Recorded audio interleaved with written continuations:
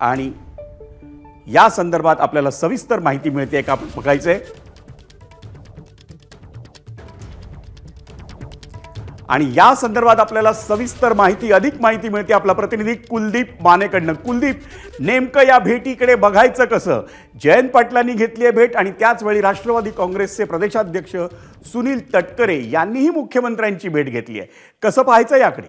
नक्कीच ज्या पद्धतीनं शरद पवार राष्ट्रवादी यांच्या पक्षाबाबत गेल्या 2 दिवसापासून ज्या राजकीय वर्तुळामध्ये चर्चा आहेत, प्रत्येक आमदारांशी ज्या पद्धतीनं जयंत पाटील बोलतायत असं सांगितलं जातंय आणि एकूण ज्या पद्धतीचा कल लक्षात येतोय त्यानुसार ही महत्वाची घडामोड मानली जाते।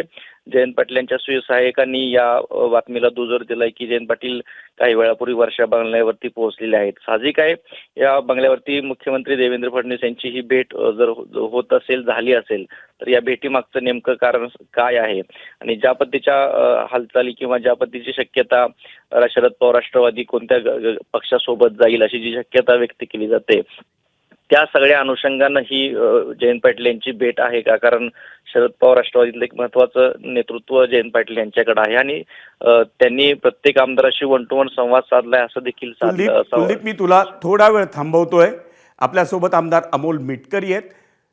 मिटकरीजी, या भेटीकडे कसं पाहायचं? जयंत पाटलांनी नुकतीच मुख्यमंत्री देवेंद्र फडणवीसांची भेट घेतली आहे, या भेटीकडे कसं पाहायचं? आणि त्याच सुमारास आपल्या राष्ट्रवादी काँग्रेसचे प्रदेशाध्यक्ष सुनील तटकरे यांनीही मुख्यमंत्र्यांची भेट घेतली आहे, त्यामुळे या दोघांची भेट ही योगायोग आहे का त्यामागे काही कारण आहे?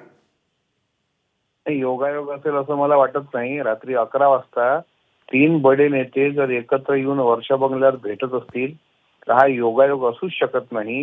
हे नक्कीच काहीतरी महाराष्ट्रातील आगामी काळात राजकीय परिवर्तनाची नांदीचं द्योतक आहे। कारण जर जयंत पाटील साहेबांना इतर काही वेगळ्या विषयात भेट घ्यायची असती तर उद्या ते मंत्रालयात सहज मुख्यमंत्री महोदयांना भेटले असते। आज सच्चिदानंद सिंहांनी थेट पक्षाच्या राष्ट्रीय अध्यक्षांना चॅलेंज केल्यानंतर महाराष्ट्रामध्ये जो एक सूर उमटला की कशा पद्धतीनं राष्ट्रीय अध्यक्षाला चॅलेंज केलं जातं, त्याच्यानंतरची ही घडामोड आहे लक्षात घ्या। आणि काही दिवसांपूर्वी म्हणजे कालच माझ्या माहितीप्रमाणे जयंत पाटील साहेबांनी त्यांच्या आमदारांची आणि खासदारांची सुद्धा एनडीए मध्ये सहभागी होण्यासंदर्भात चर्चा आणि विचार विनिमय केला। त्यामध्ये 10 आमदारांपैकी 7 ते 8 आमदार अनुकूल होते असं करतो आणि काही खासदारांपैकी 6 खासदार, 8 खासदारांपैकी 6 खासदार हे सुद्धा अनुकूल आहे।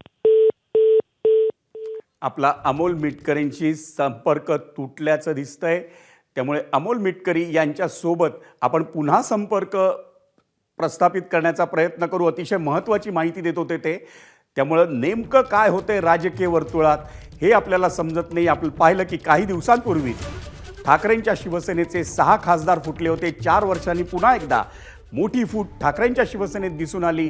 मग विधान परिषदेतले ठाकरेंचे आमदार सचिन अहिर फुटले आणि त्यानंतर आणखी एक घडामोड आपल्याला होताना दिसते।